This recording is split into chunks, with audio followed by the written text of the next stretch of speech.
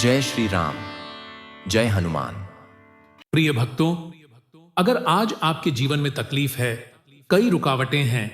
कहीं से भी रुपए पैसे आने की संभावना नजर नहीं आ रही है, मन भी बेचैन रहता है और आपके सभी काम बनते बनते रुक जाते हैं, तो आज से एक नया अध्याय शुरू करें। हर सुबह सिर्फ 45 मिनट के लिए हनुमान जी के मंत्र का स्मरण करें, क्योंकि जब हनुमान जी प्रसन्न होते हैं तो किस्मत पलटते देर नहीं लगती है और धन वर्षा शुरू हो जाती है।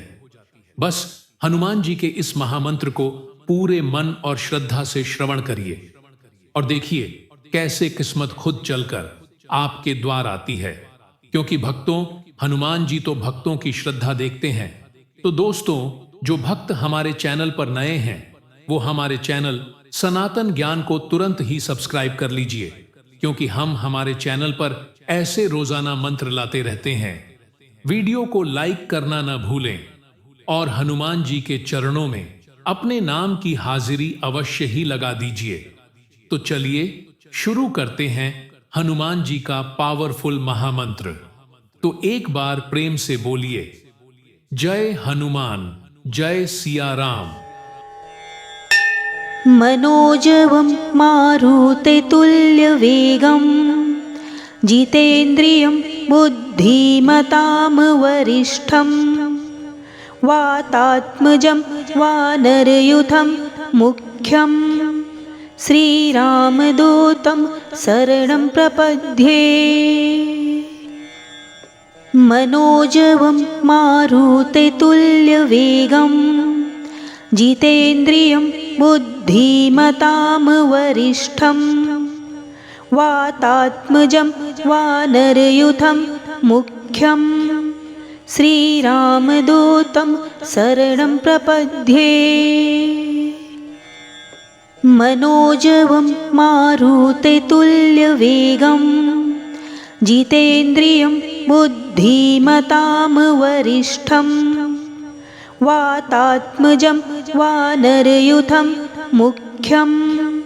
श्रीरामदूतं शरणं प्रपद्ये। मनोजवं मारुततुल्यवेगं जितेन्द्रियं बुद्धिमतां वरिष्ठं वातात्मजं वानरयूथं मुख्यं श्रीरामदूतं शरणं प्रपद्ये। मनोजवं मारुततुल्यवेगं जितेन्द्रियं बुद्धिमतां वरिष्ठं वातात्मजं वानरयूथं मुख्यं श्रीरामदूतं शरणं प्रपद्ये। मनोजवं मारुततुल्यवेगं जितेन्द्रियं बुद्धिमतां वरिष्ठं वातात्मजं वानरयूथं मुख्यं श्रीरामदूतं शरणं प्रपद्ये।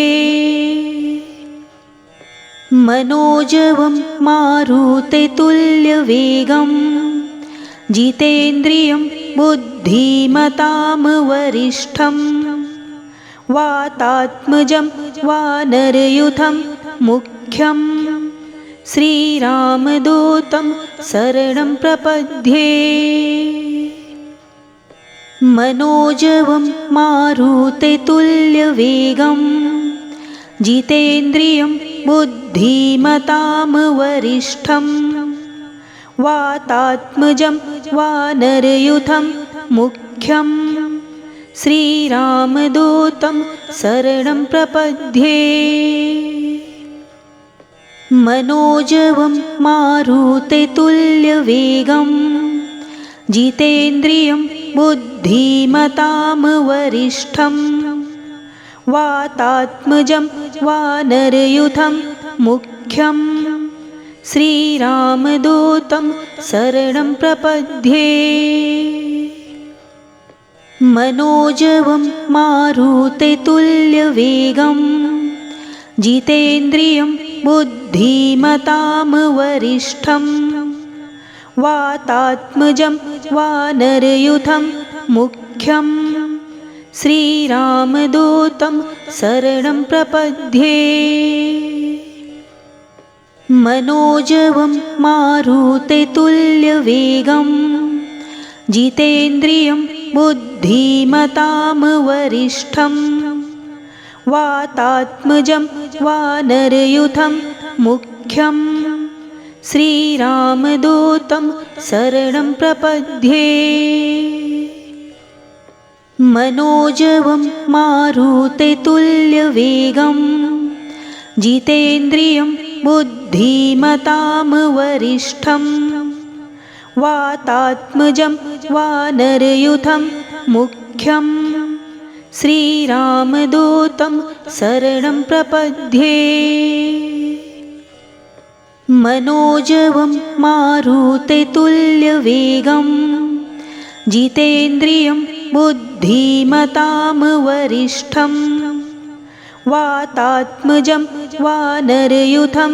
मुख्यं श्रीरामदूतं शरणं प्रपद्ये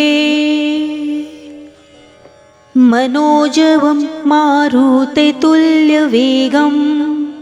जितेन्द्रियं बुद्धिमतां वरिष्ठं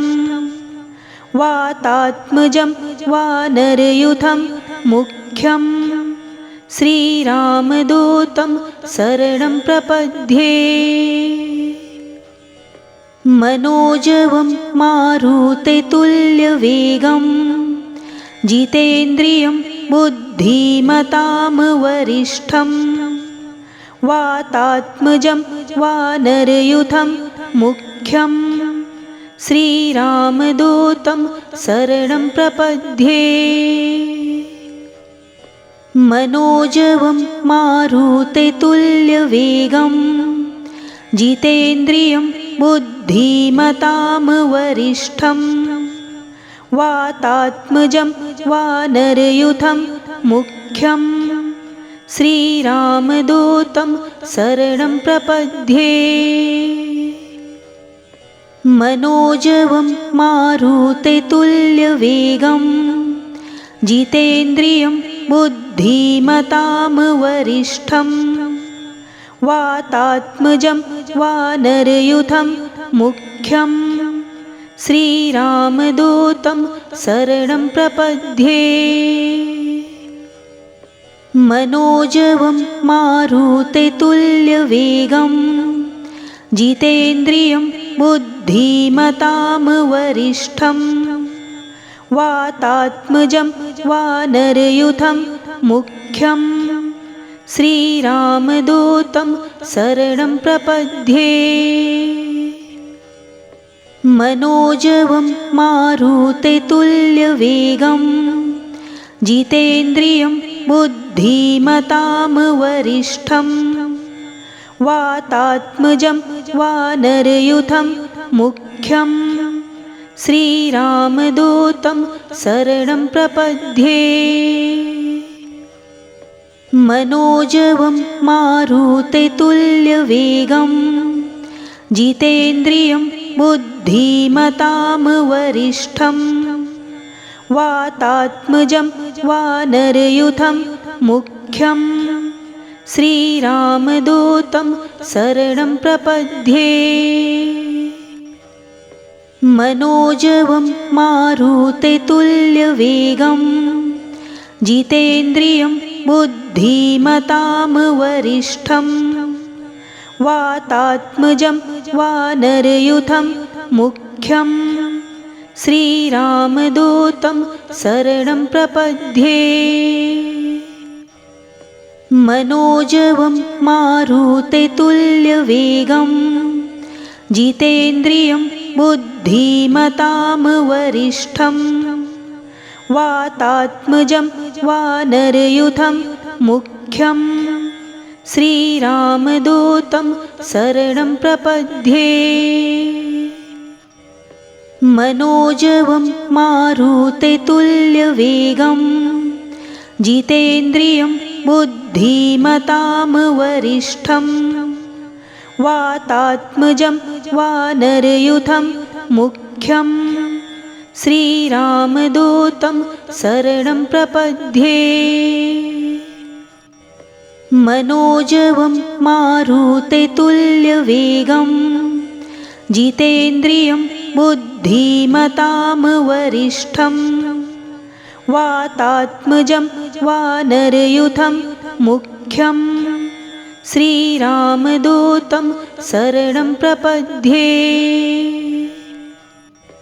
मनोजवं मारुततुल्यवेगं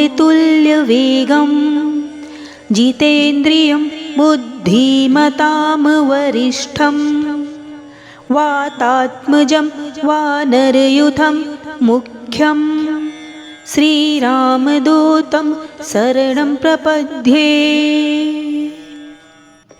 मनोजवं मारुततुल्यवेगं जितेन्द्रियं बुद्धिमतां वरिष्ठं वातात्मजं वानरयूथं मुख्यं श्रीरामदूतं शरणं प्रपद्ये मनोजवं मारुततुल्यवेगं जितेन्द्रियं बुद्धिमतां वरिष्ठं वातात्मजं वानरयूथं मुख्यं श्रीरामदूतं शरणं प्रपद्ये मनोजवं मारुततुल्यवेगं जितेन्द्रियं बुद्धिमतां वरिष्ठं वातात्मजं वानरयूथं मुख्यं श्रीरामदूतं शरणं प्रपद्ये मनोजवं मारुततुल्यवेगं जितेन्द्रियं बुद्धिमतां वरिष्ठं वातात्मजं वानरयूथं मुख्यं श्रीरामदूतं शरणं प्रपद्ये मनोजवं मारुततुल्यवेगं जितेन्द्रियं बुद्धिमतां वरिष्ठं वातात्मजं वानरयूथं मुख्यं श्रीरामदूतं शरणं प्रपद्ये मनोजवं मारुततुल्यवेगं जितेन्द्रियं बुद्धिमतां वरिष्ठं वातात्मजं वानरयूथं मुख्यं श्रीरामदूतं शरणं प्रपद्ये मनोजवं मारुततुल्यवेगं जितेन्द्रियं बुद्धिमतां वरिष्ठं वातात्मजं वानरयूथं मुख्यं श्रीरामदूतं शरणं प्रपद्ये मनोजवं मारुततुल्यवेगं जितेन्द्रियं बुद्धिमतां वरिष्ठं वातात्मजं वानरयूथं मुख्यं श्रीरामदूतं शरणं प्रपद्ये मनोजवं मारुततुल्यवेगं जितेन्द्रियं बुद्धिमतां वरिष्ठं वातात्मजं वानरयूथं मुख्यं श्रीरामदूतं शरणं प्रपद्ये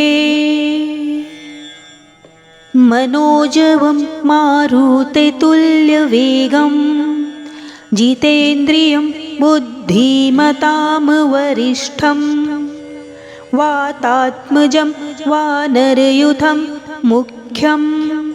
श्रीरामदूतं शरणं प्रपद्ये मनोजवं मारुततुल्यवेगं जितेन्द्रियं बुद्धिमतां वरिष्ठं वातात्मजं वानरयूथं मुख्यं श्रीरामदूतं शरणं प्रपद्ये मनोजवं मारुततुल्यवेगं जितेन्द्रियं बुद्धिमतां वरिष्ठं वातात्मजं वानरयूथं मुख्यं श्रीरामदूतं शरणं प्रपद्ये मनोजवं मारुततुल्यवेगं जितेन्द्रियं बुद्धिमतां वरिष्ठं वातात्मजं वानरयूथं मुख्यं श्रीरामदूतं शरणं प्रपद्ये मनोजवं मारुततुल्यवेगं जितेन्द्रियं बुद्धिमतां वरिष्ठं वातात्मजं वानरयूथं मुख्यं श्रीरामदूतं शरणं प्रपद्ये मनोजवं मारुततुल्यवेगं जितेन्द्रियं बुद्धिमतां वरिष्ठं वातात्मजं वानरयूथं मुख्यं श्रीरामदूतं शरणं प्रपद्ये मनोजवं मारुततुल्यवेगं जितेन्द्रियं बुद्धिमतां वरिष्ठं वातात्मजं वानरयूथं मुख्यं श्रीरामदूतं शरणं प्रपद्ये मनोजवं मारुततुल्यवेगं जितेन्द्रियं बुद्धिमतां वरिष्ठं वातात्मजं वानरयूथं मुख्यं श्रीरामदूतं शरणं प्रपद्ये मनोजवं मारुततुल्यवेगं जितेन्द्रियं बुद्धिमतां वरिष्ठं वातात्मजं वानरयूथं मुख्यं श्रीरामदूतं शरणं प्रपद्ये मनोजवं मारुततुल्यवेगं जितेन्द्रियं बुद्धिमतां वरिष्ठं वातात्मजं वानरयूथं मुख्यं